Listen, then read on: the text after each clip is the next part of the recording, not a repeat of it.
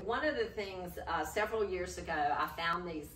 pretty little cards that say, "I am thankful for."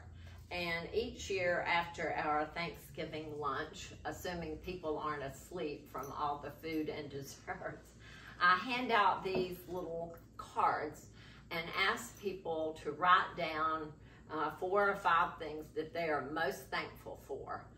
And then we put these in a basket, and I pick out the cards and I read out what's on the card, and we try to identify the owner of what they're thankful for, and the winner gets to wash all the dishes.